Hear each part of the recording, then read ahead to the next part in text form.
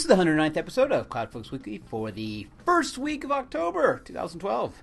This episode is titled Influence Map.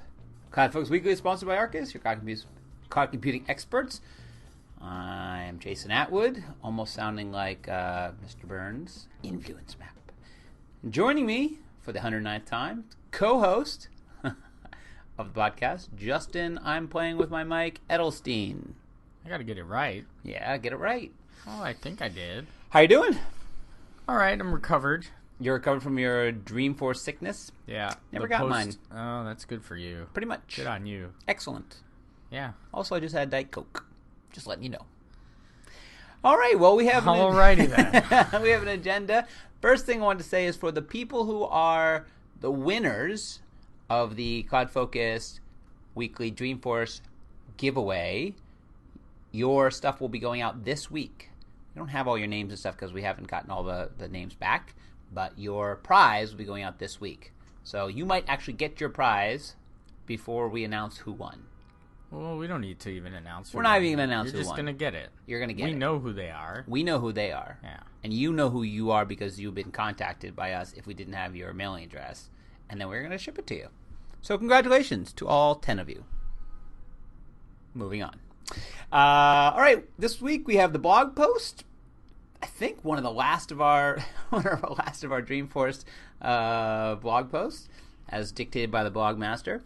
We have LinkedIn, which launches actually two different programs, upgrades programs in the last 2 weeks. We'll talk about both of them.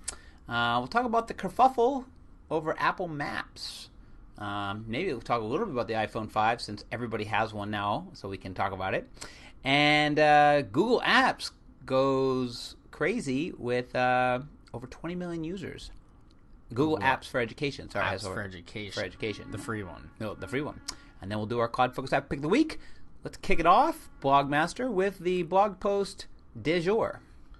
All right. I didn't write it, but I did assign it. So we had one of our associates here, Roger, speaking at Dreamforce for the first time. He got to write a few of these types of posts. He wrote a post about attending my second Dreamforce, speaking for the first time at Dreamforce. My first beer. Yeah, like my first. Yeah, exactly. I was going to go in a bad place. But Don't go there. It's not explicit podcast. No, it's not. But so I'm not going to read through the blog post or you know, you guys should go read it if you're ever interested in speaking at Dreamforce. Where could they find that? You can find it at blog.arkusync.com. Very well done. And if you're ever interested in speaking at Dreamforce or ever wanted to get a little bit more behind-the-scenes look at what happens to you as a speaker at Dreamforce, the preparation that goes into speaking at Dreamforce. You know, we sat here and we're like, yeah, we're going to Dreamforce, and I'm speaking twice, and you're speaking once, and Roger's speaking twice, and it's like, oh, whatever. It's not a whatever thing. There's a lot of preparation that goes into it. You're standing on a stage in front of a lot of people in some cases. And there's things that are going on that a lot of people don't know about. It's definitely a time commitment. I would say certainly is a time commitment. He has 5 tips for users, and again, the blog post will be up on Friday, tomorrow.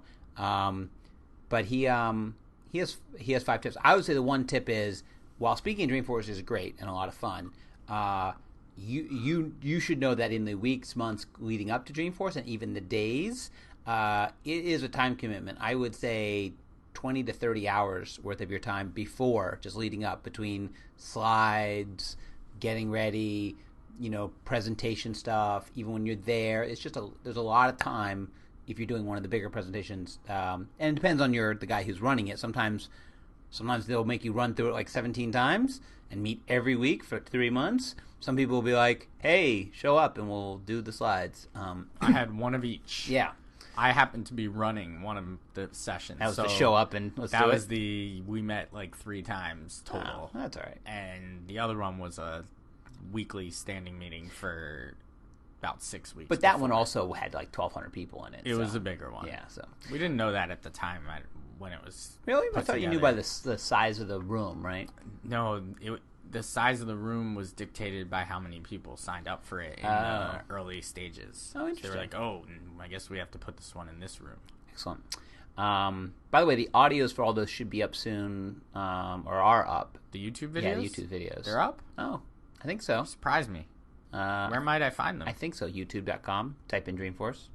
Because I saw someone post one the other day, so I thought they're all up. Some of the Salesforce ones are up. Okay. Like the Salesforce speaker, like Q&A sessions and the keynotes and things like that. But I'm gonna look. I'm going on. I mean, this is riveting radio. Yeah. I'm going. You know what? It's such riveting radio. It's not even radio. All right. All right. So let's go into LinkedIn. LinkedIn actually has launched 2 new stuff. LinkedIn is sort of the anti-social network, but it's sort of the your corporate social network. But they launched 2 new features. One which showed up is called influencers. So there's an influencer program where they've picked, I think, 150 people from all over different industries who you can follow. And if you follow them, then they show up sort of, again, just like Twitter, just like these other places. They show up in your feed, but it's not connecting to them like you and I have, connected in LinkedIn. Oh, I know you because we work together. It's sort of more of a follow. So what I think is interesting is watching LinkedIn, move towards figure out a way that they can become a social network but still maintain their roots of being a corporate, for professional services, professionals and your professional connections. The other thing is that LinkedIn actually has a business model, like unlike Twitter and other these places. They actually have a business model and they make money, because they have all these pay programs and you can pay to go up and be and they're not cheap. And we've talked about them before. I joined one to test it out with Salesforce. But it's interesting. So I follow Gary Vaynerchuk, which is one of our favorite bloggers / wine enthusiast / social media. Spoke at Dreamforce 11. I know, avid Jets fan. And an avid Jets fan, which is helpful. I actually tweeted out in my studies he's going to go to the game on Sunday. Maybe we'd catch up. And the other thing they launched, which I think is actually even more interesting, is this new. I'm trying to think of the name of it. What's it? The specialties or the endorsements. Endorsements, yes. Sorry, I've been endorsed quite a bit over the last couple of weeks. Yeah, so if you haven't checked out LinkedIn for a while, or if you're getting a lot of "you've been endorsed" emails, that's what was happening. You should go. People log were in. endorsing me for things, and I was like, "Oh, thank you." It basically, what it looks like it's done is it's read through your profile. It's seen things that you're like common words, because I've been watching it for other people, and I see a lot of Series 7 and wealth management. It clearly has something to do with what you put in your resume. There's a section for skills too. But it's not connected to that, because it doesn't read at all from the skills. It's really looking at words and matches them up. Well, then that's very interesting from a technology perspective. And then you go in, and if you're connected to that person, it brings up do you endorse these people for these skills and endorsements? And you can see, like, for us, it's like Salesforce.com, project management. And then people can endorse it. And then at the bottom of your profile, it'll show you sort of like a hit list of all the people. It's very much like clout and cred. So in that, you have topics and clout and cred. It's that sort of thing. You can give someone a plus. I gave someone clout in Salesforce. This is sort of, I endorse them. But what's interesting is it's a little bit more. It's obviously based on not just your social presence, but your professional presence. Can I give you some opinions? I like one, and I really don't care for the other. Go for it. I like endorsements. Yeah. I feel like endorsements on your professional profile, what is in essence your resume these days, like you can go, recruiters are looking at that before they ever see your resume.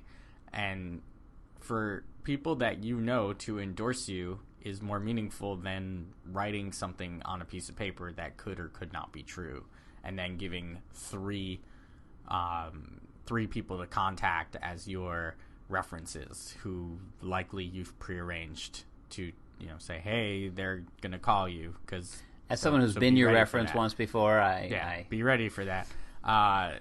But in doing this through this social way, you're connected to somebody in LinkedIn. You've either done business with them or met them, or you're friends with them, or what have you, or colleagues. Having those people endorse you in certain skills is actually very meaningful and brings another level of, I guess, meta data to your profile, which is very interesting. I think the most interesting thing is this is LinkedIn getting into this game. I mean, again, LinkedIn has do been it really well too. Well, they have been on the outside of this game. They were on the outside of the Twitter. They kind of connected it. That got cut off. They've been doing updates and stories. They've been kind of building on this platform, and things like Cred and Clout, which we've talked about before, which sort of read from your social network and give you points, and then people can give you points within them if they think that you're good at a certain topic. It's disconnected from the other places you are. I mean, it's connected by read your profiles, but this is so connected to what people already are looking at. I think the people go in and look at my profile on Clout, very, very small. I look at the one in LinkedIn, and I know that 10 to 15 people are looking at it a day. So it's like that, to have people endorse me there, it's just really interesting. And I think LinkedIn is, I love that they have a business model. I love that they make money. I love that they are taking some of the best things from these other social networks and kind of building them in. I have my own pitfalls with them with their integration with Salesforce, which I think is absolutely not very good. But I love that they're kind of getting into this, and they're becoming their own. They're really, I think, making a play to become a social network, which is interesting. Well, I always have considered them a social network anyway. But my second opinion was this following influencer thing. Yes. I'm not a huge fan of it. I just don't. I mean, how many places can I follow the same person? So I'm just not a huge fan of yet another place where I go and follow Barack Obama or go follow Gary Vaynerchuk or whomever, Tony Robbins or whoever it is. I follow you on Twitter already. I like your fan page on Facebook. I read your blog. I subscribe to your podcast. Why do I have to do this in LinkedIn too? I don't really. I mean, LinkedIn is for me not for that. It's not for following influencers. It's not for aggregating news. It's for connecting to people that I have worked with in the past or have a professional relationship with. So this following, I don't really care for it. Right, but you're putting your blinders on, saying that I have these other places that already have that. That's not the point. The point is LinkedIn is saying that's great. There is Twitter out there. If you want to follow them there, this is another place, and we're going to do it different. We're going to do it differently. You can't follow everybody. We're going to pick the people, and we're going to make them, and we're going to do it, again, differently. For people who don't use Twitter, there's plenty of people out there in the world who don't use Twitter. For people who don't think that following pages on Facebook, this is the place that they can do it.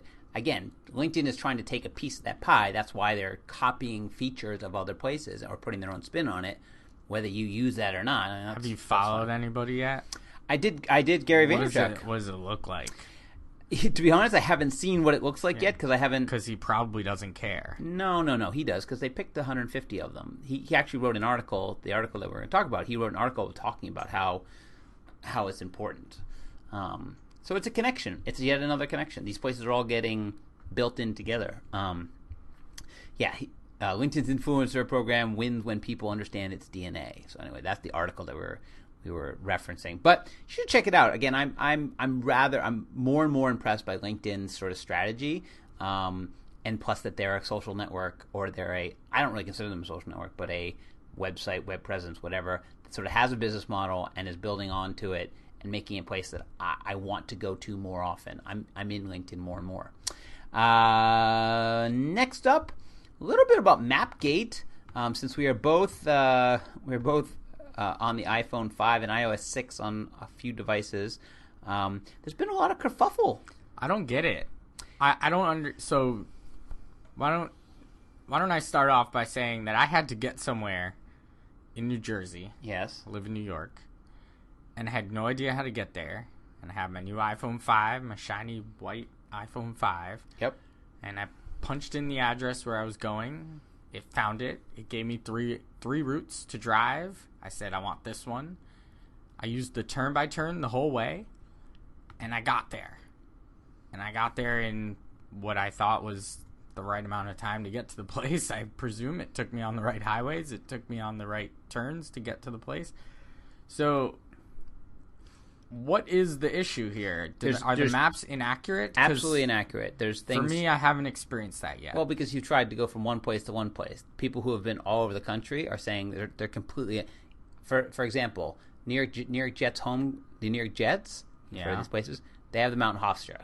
That was 4 years ago. There's things that they're just wrong, like dead wrong. I searched for 550 Madison Avenue the other day, and or whatever number it was, and like put me on the middle of nowhere. Like it didn't pick the Madison Avenue that I was close to. I had to put New York, didn't do that. Then I went New York City. Like I had to give it the zip code to put the place that's close to me than the one that's like long out in Long Island. Interesting, because I have also wait. Go ahead. No public transportation, which is huge, a lot of people, and no Street View. So Street View is something that a lot of people like to use as a way of seeing things. Where am I? I can see, that's the place there. And then public transportation, something that I used constantly. Now I just use it via the web. So I think the point is like, the kerfuffle is that unlike Siri, which they announced and they said, here's Siri, it's in beta. It's either going to work or not work. We're going to make it better. It's going to get great, someday. But right now it's in beta, which is the corporate speak for it's going to not work all the time, and it's not the greatest thing in the world. Apple got up on stage and said, this is the greatest maps we've ever created. And they launched this thing and saying it's literally the best map experience you've ever had in your life. Well, when you're inaccurate, right? When you don't have the features that other maps have that were on the phone, and then when you take away those other maps so you can't even get to them, I think that's the kerfuffle. And I get it. Would it be nice if they left the old iPhone map on there, the Google one, and just left it, or worked with them a little bit better to leave a version of it? That would have been nice. Would it be better if they put a beta on it so they would say, listen, we're going to take the next year and we're going to make it the best ever, and not come out of the gate saying it's the greatest thing since sliced bread? That would have been nice, because they basically came out saying this is the greatest thing ever, and it's not. It's just missing a lot of stuff, and it's inaccurate. And for maps, being inaccurate is kind of like that's it. It's like, I have the greatest stock screener ever. The prices are off a little bit, but it's the greatest ever. So that's sort of the kerfuffle.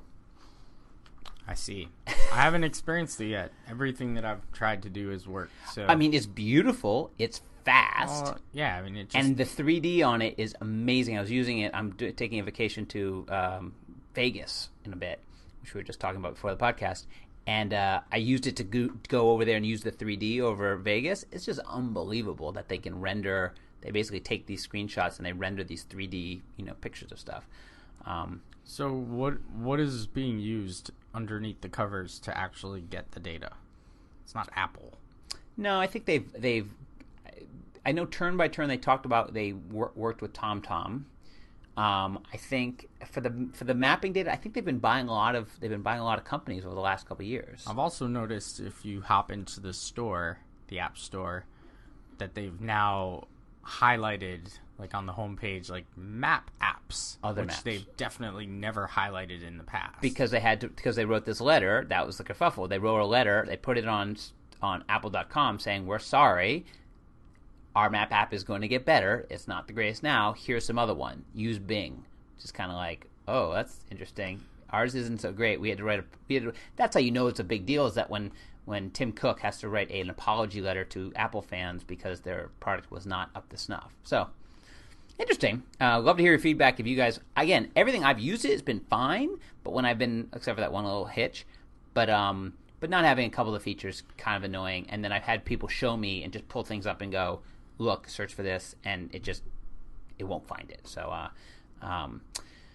alrighty. Well, next up, the last of the last in our pretty much Salesforce free podcast, Google Apps for Education has 20 million users. That's pretty awesome.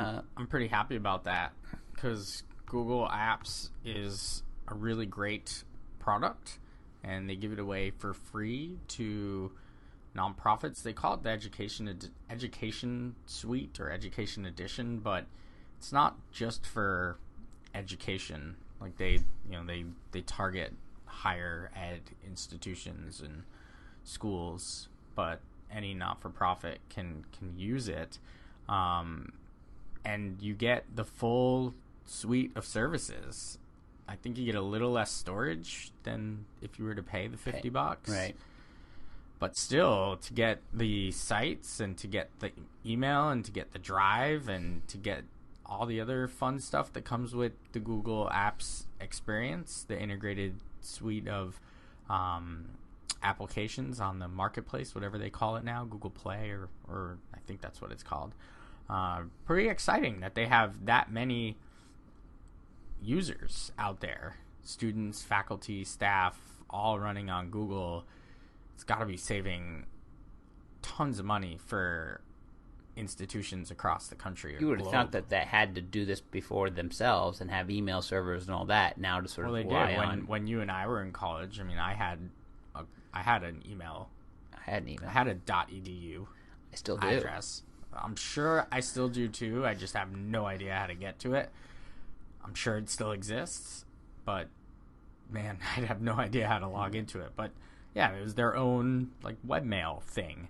So yeah, now you don't have to do that. Now thinking back, like if I had a Google Drive in college and every course I had their own folder and you could just drop stuff into it. Here's homework assignments, here's paper, here's handouts, and they would just show up on my thing, and I'd have all that, the amount of time you spend in, and I was just at the beginning of the internet when I graduated.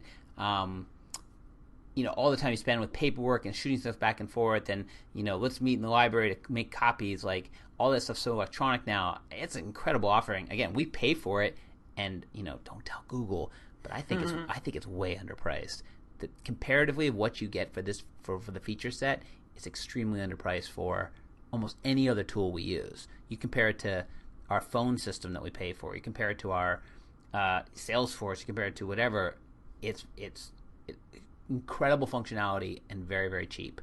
But hey, don't go raise it and then blame me. In other news, Google raised their prices based on Jason Atwood's feedback. All right, well that's it. No other real sale. There's a couple Salesforce stories. We'll leave them for next time. We're kind of doing a Salesforce free episode, but let's get to our CloudFocus app pick of the week. And you're writing something in the Google Doc? Oh, I'm writing it in because I didn't write it in. Okay.